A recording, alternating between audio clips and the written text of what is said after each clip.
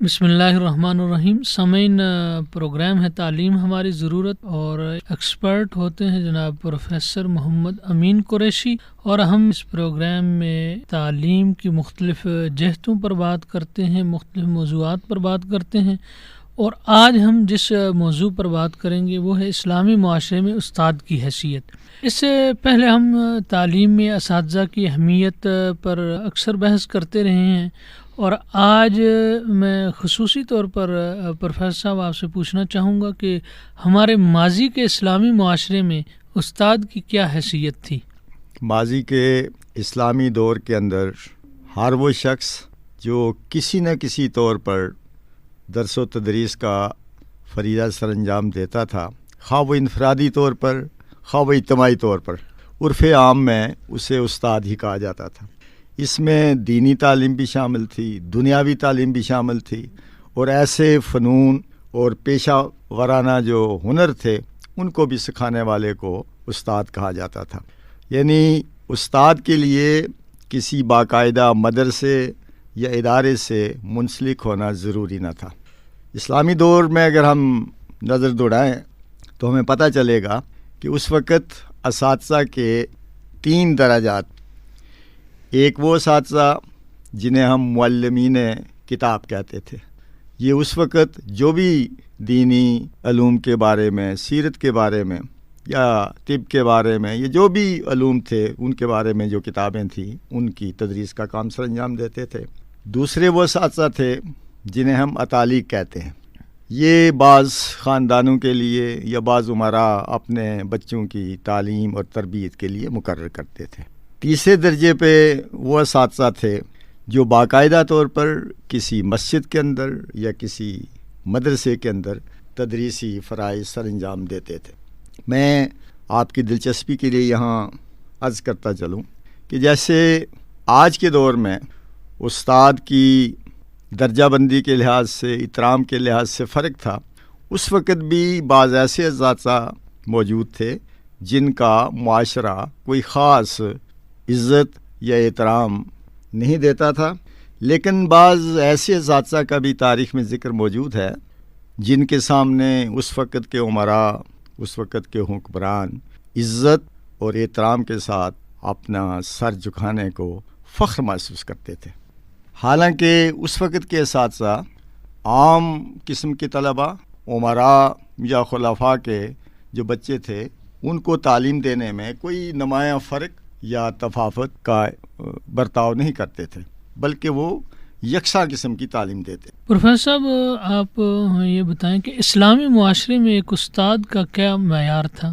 جہاں تک اسلامی معاشرے میں استاد کے معیار کا تعلق ہے، اسلامی معاشرہ بجا طور پر استاد کے لیے خاص قسم کے معیارات جو تھے ان کو مد نظر رکھتا تھا. ان میں سے چند خصوصیات کا میں ذکر کرتا جاؤں کہ اس معاشرے میں استاد اسی کو سمجھا جاتا تھا جو اپنے فن کے اندر، اپنے علم کے اندر مکمل عبور رکھتا تھا. دوسری بات استاد کے لیے جو نہایت ضروری تھی وہ اس کا اعلیٰ کردار تھا، اس کا تقویٰ تھا، اس کی خدا ترسی تھی، اور خاص طور پر وہ دیکھتے تھے کہ استاد بعمل ہے، اس کے قول اور فعل کے اندر تضاد نہ ہو.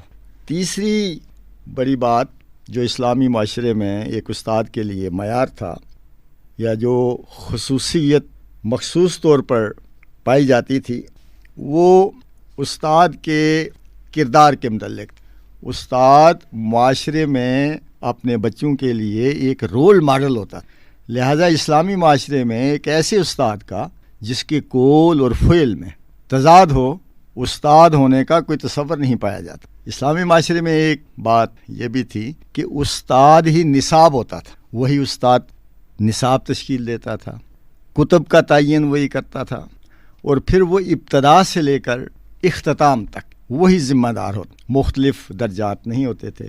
اور ایک بڑی خصوصیت جو اسلامی معاشرے میں آپ کے بتاتا جاؤں کہ اس وقت کا استاد تعلیم دینے کے عوض معاوضے لینے کو اچھا نہیں سمجھتا تھا، بلکہ استاد تعلیم دینا اپنا دینی فریضہ سمجھتے تھے.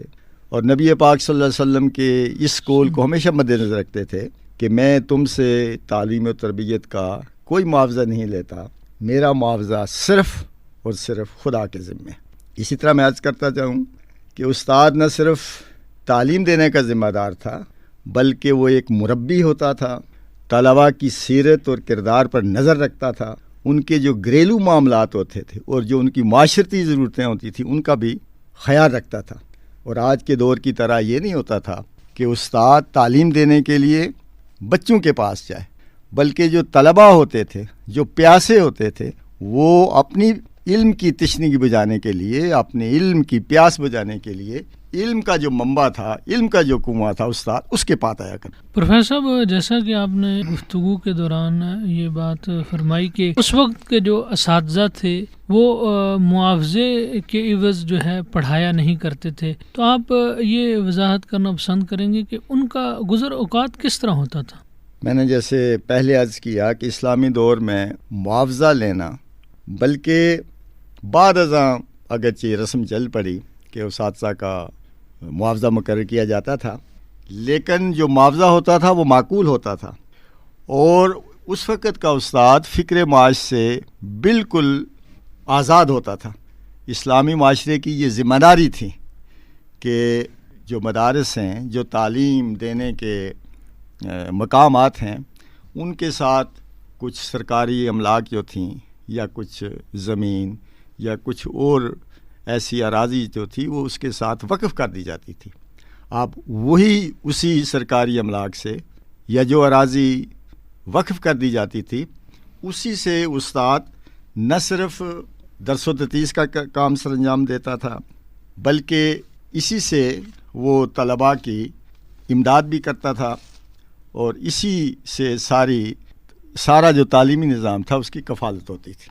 پھر یہ بھی عرض کرتا جاؤں کہ اسلامی دور کے اندر اساتذہ اپنے گزر اوقات کے لیے کوئی نہ کوئی ہنر یا کوئی نہ کوئی پیشہ جو اختیار کرتے تھے، اور اس وقت یہ کوئی کام کرنا یا کوئی ہنر یا چھوٹا موٹا کا کھیتی باڑی کرنا، بکریاں چرانا یا کوئی دکانداری کرنا، اس کو برا نہیں سمجھا جاتا تھا، بلکہ اس وقت کے اساتذہ جو تھے وہ اپنے پیشے کو اپنے نام کے ساتھ فخر کے ساتھ لکھتے تھے.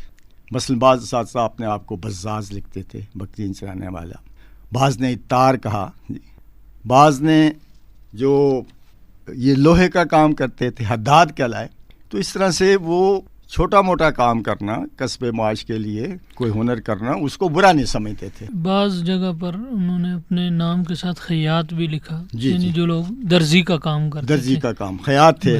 اسی طرح جو کپڑا بنتے تھے بافندہ کہلاتے تھے، جوتوں کا کام کرنے والے اسقاف کہلاتے تھے، حکامات تھے، طبیب تھے. جتنے بھی اساتذہ تھے کسی نہ کسی پیشے کو انہوں نے اپنایا تعلیم دینے کے ساتھ ساتھ. اور یہ جو آج کل جو بچوں سے فیسیں لینا اور یہ کرنا، یہ انگریزی دور کی پیداوار ہے. اس سے پہلے اساتذہ جو تھے وہ اپنی کفالت کے لیے کوئی نہ کوئی ہنر یا پیشہ اختیار کرتے تھے، یا پھر تعلیم کی ذمہ داری ساری سرکار کے ذمہ تھی. پروفیسر صاحب، آخر میں آپ سے میں یہ سوال کروں گا کہ اسلامی معاشرے میں اساتذہ اور طلباء کی جو آپس کی ایک ریلیشن شپ تھی یا تعلقات کی نوعیت کیا تھی؟ دیکھیے، اسلامی معاشرے کے اندر استاد کی حیثیت ایک روحانی باپ کی طرح ہوتی. اساتذہ کے اندر اور طلباء کے اندر احترام باہمی ہوتا تھا، محبت ہوتی تھی، شفقت ہوتی تھی، وہ ایک دوسرے کی خیرخواہی کے جذبات رکھتے تھے. موجودہ دور میں جو